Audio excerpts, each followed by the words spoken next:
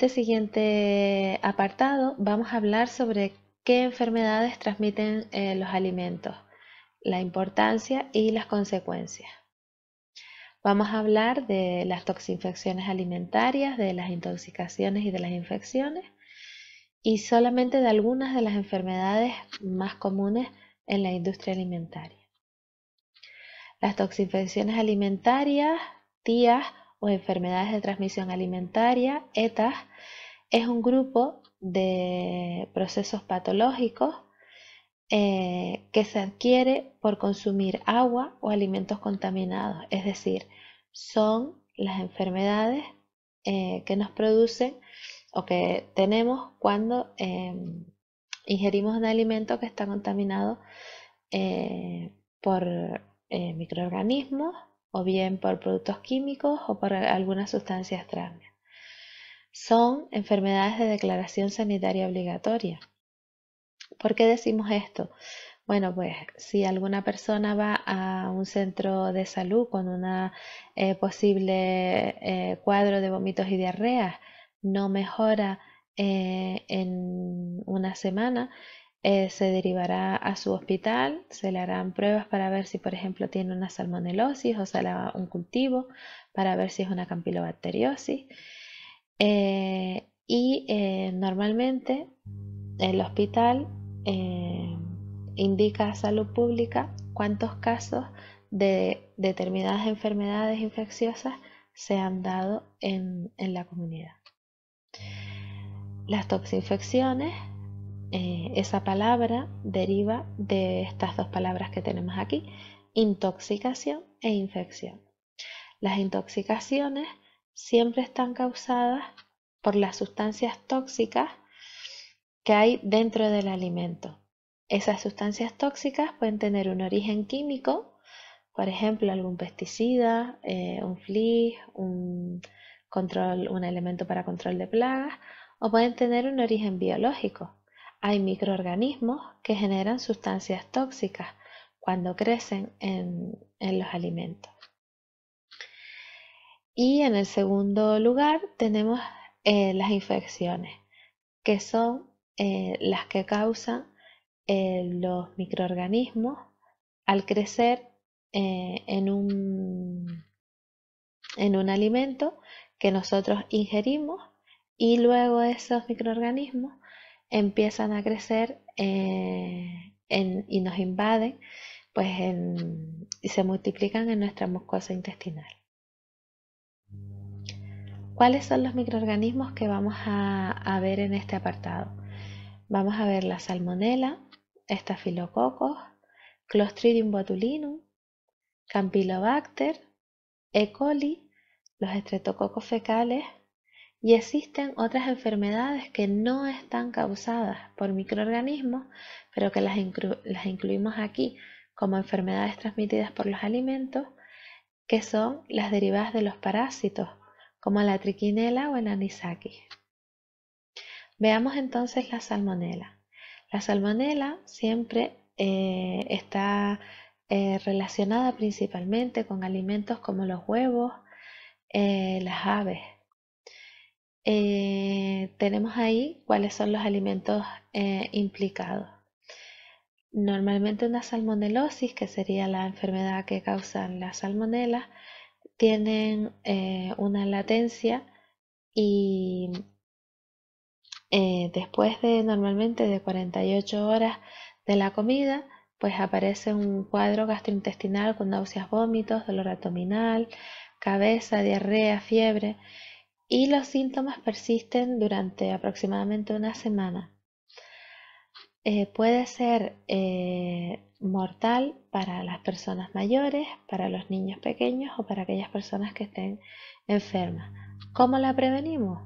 Pues con mucha precaución en los mataderos, puesto que la salmonela es una bacteria que de manera natural vive en el intestino de aves, también en el intestino de roedores y en los intestinos de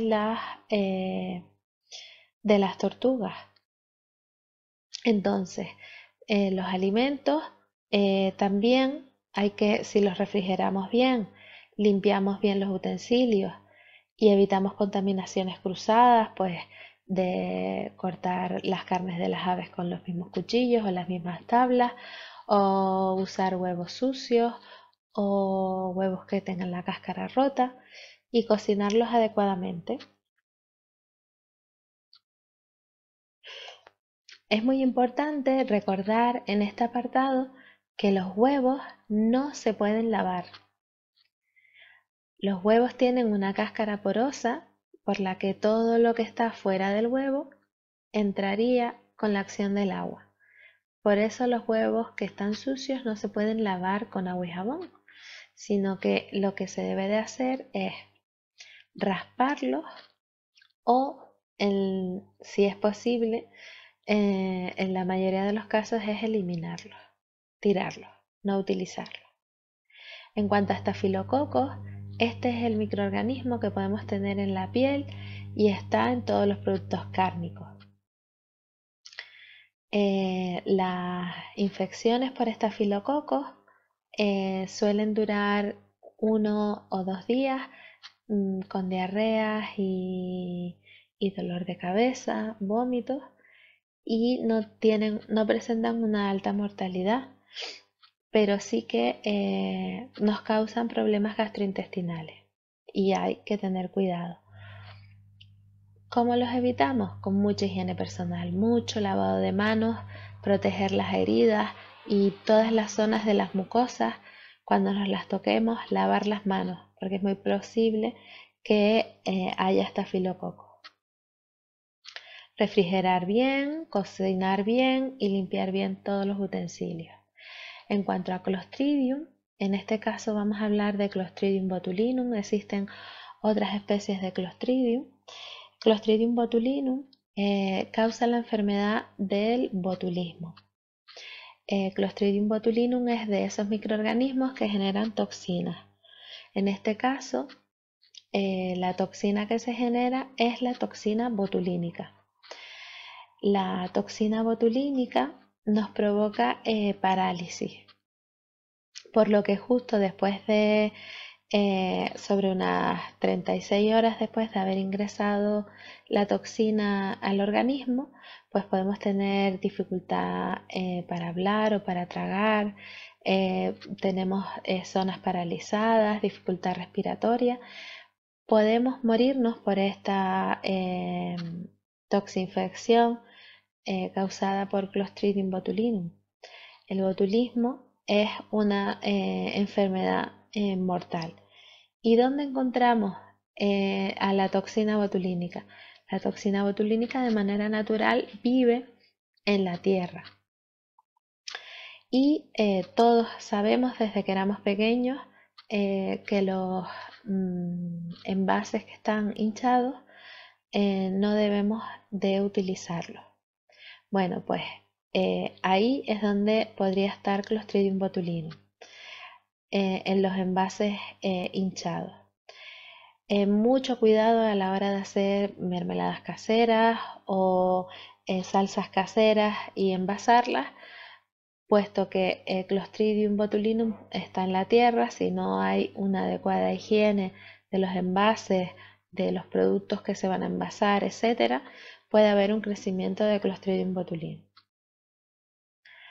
En cuanto al anisakis, que lo tenemos aquí, es un pequeño gusano que se ve en los pescados. Existe una normativa desde el año 2007 para que todos los productos marinos que se vayan a consumir en crudo, todos los pescados que se consumen en crudo, pues deben de congelarse previamente 24 horas en el congelador para matar al gusano, ya que el gusano no es un microorganismo, sino que es un parásito. De las infecciones que habíamos visto antes, también es de importancia la Campylobacter, que está causando más infecciones que la salmonela, y se da en aquellas piezas de pollo o de pavo que no están bien cocinadas en su interior y no se han alcanzado temperaturas de seguridad. Se detecta porque hay sangre en heces y es un indicativo de que puede existir una campilobacteriosis, junto con los problemas habituales de vómitos, diarreas, etc. Por lo tanto, en relación a los factores que determinan que las toxinfecciones sean más o menos graves, van a ser pues el agente causal, quién lo causa. No es lo mismo que cause la enfermedad un estafilococos que una salmonela o un campylobacter. También por ejemplo, el grado de exposición y la dosis frente a ese alimento que contenía los microorganismos.